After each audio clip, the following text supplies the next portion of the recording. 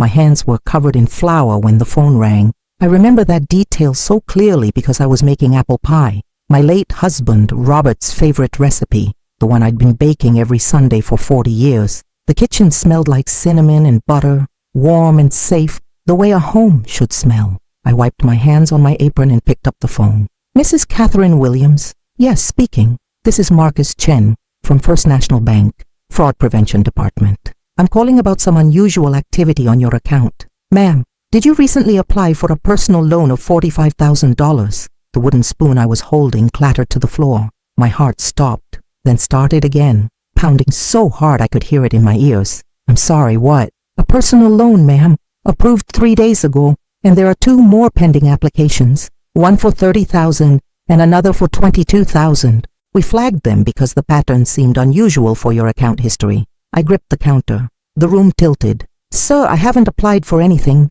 I haven't even been to a bank in weeks. There was a pause, the kind of pause that changes your life. Mrs. Williams, I think we need to talk. My name is Catherine Williams. I'm 63 years old, a retired elementary school teacher from Portland, Oregon. I live alone in the same 2-bedroom house where Robert and I raised our daughter, Jennifer. He passed away from a heart attack 4 years ago, and since then, it's just been me, my garden, and my Sunday pie tradition. I never thought I was naive. I taught second graders for 35 years. I've seen manipulation, little lies, clever excuses, but nothing prepared me for what I was about to discover. That afternoon, I drove to the bank with shaking hands. Marcus Chen met me in a private office. He was young, maybe 30, with kind eyes behind wire-rimmed glasses. He spread papers across the desk like evidence at a crime scene. Mrs. Williams, someone used your social security number, driver's license, and bank account information to apply for multiple loans. They have copies of your documents, high-quality copies. I stared at the applications. My signature was there, not my handwriting, but close enough. My address, my birthday, everything. Who would have access to these documents? Marcus asked gently. My mind raced. I kept my important papers in a fireproof box in my bedroom closet. Only family had been in that room, only people I trusted, and then it hit me like ice water. Emma, my granddaughter. Emma, 24 years old, Jennifer's daughter. The girl I'd helped raise after Jennifer's divorce. The girl who'd stayed with me for 6 months last year when she needed to figure things out. The girl who had a key to my house. I need to see the security footage, I whispered, from the bank branches where these loans were processed. Marcus hesitated. Mrs. Williams, that's not standard protocol. Please, my voice cracked. I need to know. He showed me, and there she was, Emma, my Emma, with her blonde hair pulled back in a ponytail, wearing a navy blazer I'd never seen before, smiling confidently at the bank teller. She looked so professional, so put together, so convincing. I watched her sign my name 3 times across 2 different banks. She laughed at something the teller said, casual, comfortable, like she'd done this before. I couldn't breathe. Marcus placed a hand on my shoulder. Mrs. Williams, I'm so sorry. Do you know this person? That's my granddaughter. The words tasted like poison. I didn't go home right away. I sat in my car in the bank parking lot, watching the rain streak down the windshield. Portland rain, constant and gray, the kind that seeps into everything. My phone buzzed. A text from Emma. Hey Grandma, can I come by for dinner this week? Miss you. 3 heart emojis. Like nothing was wrong. Like she hadn't just stolen my identity and destroyed my credit. If you were in my position, what would you do? Would you confront her immediately? Call the police? Or would you do what I did? Sit there in shock, trying to understand how the little girl who used to braid my hair could become someone I didn't recognize. Take a moment and really think about it. Because this isn't just my story. This is happening to someone you know right now. Maybe it's happening to you. Drop a comment and tell me, what would your first move be? I need to know I'm not alone in this. I needed proof, more than just the security footage. I needed to understand how deep this went. So I went home, put on a calm face, and started looking. That night, I opened the fireproof box in my closet. Everything was there. My birth certificate, social security card, passport, banking documents. But when I looked closer, I noticed something. The papers weren't stacked the way I always left them. I'm particular about organization. It's a teacher thing. Someone had gone through them and put them back slightly wrong. I pulled out a small leather notebook from my nightstand drawer, the one I used to use for lesson planning. On the first page, I wrote, Evidence Log, Catherine Williams. Then I started documenting everything. November 18th. Bank confirms 3 loan applications in my name. Security footage shows Emma at 2 different branches. November 18th. Check document box. Papers disturbed. Emma had access during her 6-month stay, May-October last year. I called Marcus the next morning. I want copies of everything. Every application, every signature, every piece of paper with my name on it. Mrs. Williams, you should really contact the police. I will. But first, I need to understand exactly what she did. The packages arrived 2 days later. Thick manila envelopes full of lies written in my name. I spread them across my dining room table and put on my reading glasses. The afternoon light came through the lace curtains. The same curtains I'd hung 20 years ago with Robert's help. Loan application 1, $45,000. Reason, home renovations. Loan application 2, $30,000. Reason, medical expenses. Loan application 3, $22,000. Reason, debt consolidation. All approved, all sent to accounts I'd never opened. All using my perfect credit score, built over 40 years of paying every bill on time. My hands trembled as I made notes. Emma had been thorough. She'd created email addresses in my name, set up fake bank accounts, even listed fake references. One of them was supposed to be my financial advisor. I called the number. It went to voicemail. A man's voice I didn't recognize. You've reached David Morrison Financial Consulting. Leave a message. David Morrison. I didn't know anyone by that name, but Emma clearly did. That Sunday, Emma came for dinner. She brought flowers, yellow roses, my favorite, and hugged me tight. She smelled like expensive perfume, something floral and heavy. Grandma, you look tired. Are you feeling okay? I forced a smile. Just a bit under the weather, sweetheart. Come, sit. I made your favorite pot roast. We ate at the kitchen table, the same table where I'd helped her with homework when she was 10. She talked about her new job at a tech startup, her new apartment downtown, her plans to travel to Europe next summer. Things are really turning around for me, Grandma. I feel like I'm finally getting my life together. I cut my carrots slowly. That's wonderful, honey. How are you affording all of this? Last I heard, you were struggling to find work. She didn't miss a beat. Oh, I got a huge promotion.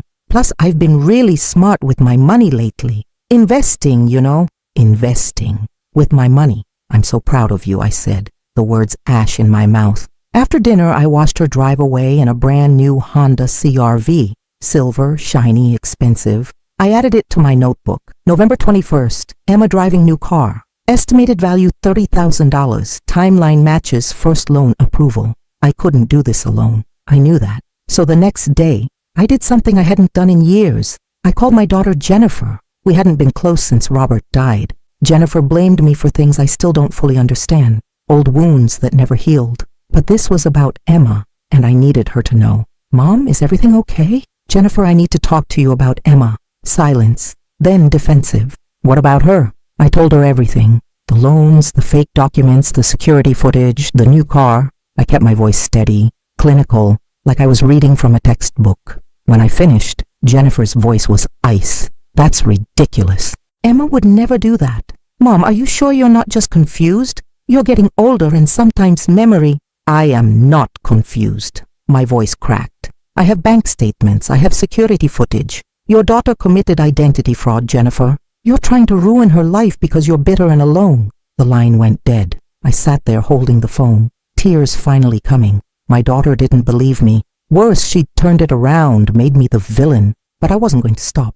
The next person I called was someone I barely knew. Detective Sarah Morrison from the Portland Police Department. Marcus had given me her card. She arrived at my house the following afternoon. Early 40s, sharp eyes, a no-nonsense demeanor. She sat at my dining room table, looked at my evidence log and nodded slowly. Mrs. Williams, you've done excellent work documenting this. Most victims don't think this clearly. I was a teacher, I said quietly. I know how to organize information. What you're describing is felony identity theft and fraud. We're talking serious prison time if convicted. My stomach twisted. She's my granddaughter. I understand. But she's also a criminal. And from what I'm seeing here, she's been doing this systematically. You might not be her only victim. That thought hadn't occurred to me. Who else had Emma hurt?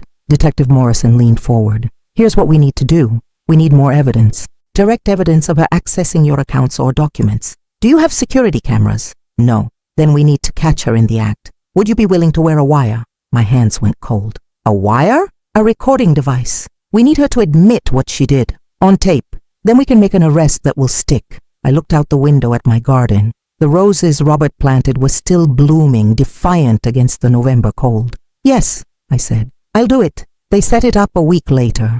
A tiny microphone, no bigger than a button, clipped to my blouse.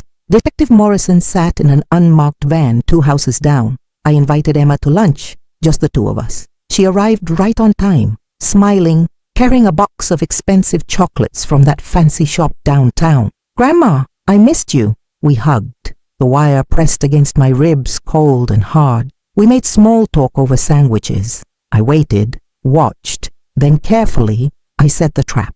Emma, honey, I need to ask you something. I got a strange call from my bank last week. Something about loan applications. Her face didn't change. Not even a flicker. Really? That's weird. Probably a scam call, Grandma. You should just ignore those. But they said the applications were approved. In my name. Identity theft is so common these days. She bit into her sandwich. You should freeze your credit. Want me to help you do that? The audacity. The sheer breathtaking audacity. I kept my voice gentle. Emma, if someone was using my documents, they'd need physical access to them. Who do you think could have done that?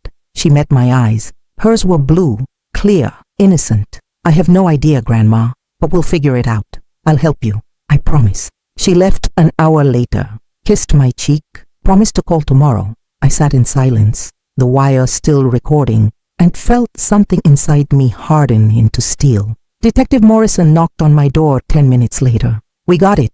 Clear admission that she knew about the loans and tried to cover it up. Combined with the security footage and document evidence, we have enough for an arrest warrant. When? My voice sounded far away. Tomorrow morning, at her apartment. That night, I didn't sleep.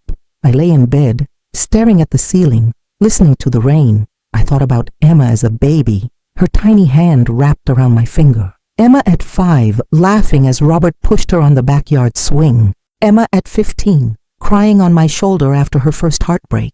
Where had I lost her? Or had she always been this person? And I just refused to see it. They arrested Emma at 7 a.m. I wasn't there, but Detective Morrison called me afterward. She denied everything at first. Then when we showed her the evidence, she broke down, started talking. Mrs. Williams, you need to know, there were 2 other victims. An elderly man in her building and her former roommate. She'd done this before. My heart cracked open. This wasn't a one-time mistake. This was a pattern, a choice she'd made over and over. The bail hearing was set for the following week. Jennifer called me the night before. Mom, you're really going through with this? Yes, she's your granddaughter. Family doesn't do this to family. She stole from me, Jennifer. She stole from other people. What kind of grandmother would I be if I let that stand? A forgiving one. Her voice was bitter. But I guess that's never been your strong suit, has it? She hung up before I could respond. The hearing was in a gray courthouse that smelled like floor polish and old paper. I sat in the back row,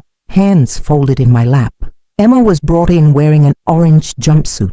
She looked so small. Our eyes met, hers filled with tears. The prosecutor presented the evidence, my evidence, the notebook I'd kept, the loan applications, the security footage, the recording. It was all there, laid bare under fluorescent lights. Emma's public defender tried to argue for leniency. Young woman, no prior record, difficult circumstances. But when the judge asked Emma directly if she'd done what she was accused of, she nodded. Yes, Your Honor, I did it. Bail was set at $50,000. Jennifer posted it using money from her retirement account. Emma walked out free temporarily, but the damage was done. As I left the courthouse, Emma caught up to me in the parking lot. Grandma, wait, please. I stopped, turned. I'm so sorry. Tears streamed down her face. I was desperate. I had debts, and I thought you wouldn't miss it. You live so simply, and I just needed, I interrupted quietly, to steal from your grandmother,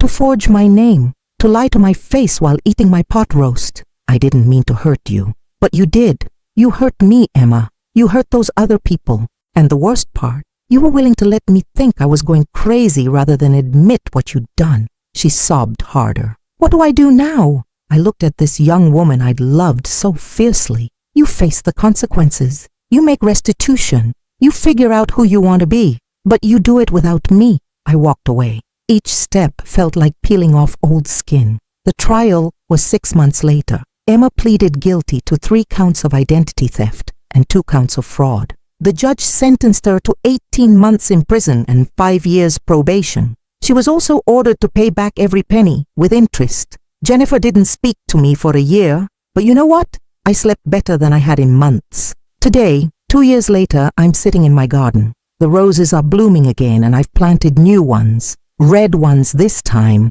Change, I've learned, isn't always bad. Emma was released from prison 4 months ago.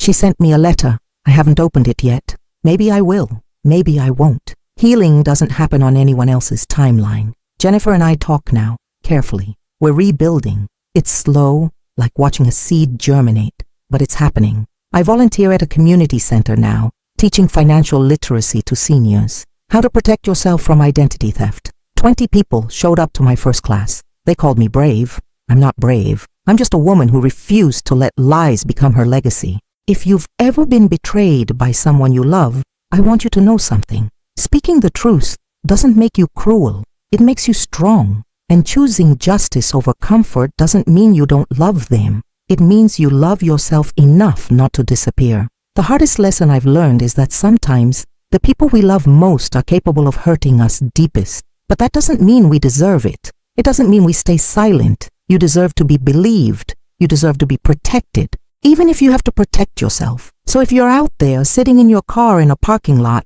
holding evidence of betrayal, wondering if you're overreacting, you're not. Trust yourself. Document everything. Find your allies. And don't let anyone convince you that your reality isn't real. If this story touched your heart, or if you've walked a similar path, I want to hear from you. Drop a comment below and tell me, have you ever had to choose between family loyalty and doing what's right? Your story could be the lifeline someone else needs today. And if you believe, like I do, that truth deserves a voice, hit that like button and share this video. There are grandmothers, parents, and friends out there right now who need to know they're not alone. They need to know that standing up for yourself isn't selfish, it's survival. Subscribe to this channel if you want more stories of ordinary people finding extraordinary courage. Because the world needs to hear that justice isn't just for the powerful. It's for every single one of us who refuses to disappear. Thank you for listening. And remember, your truth matters. Your voice matters. Don't let anyone tell you otherwise. The apple pies still come out of my oven every Sunday. But now they taste a little sweeter. Because they're mine. In a house I protected. With boundaries I enforced. Living a truth I refused to compromise. That, I've learned, is what freedom tastes like.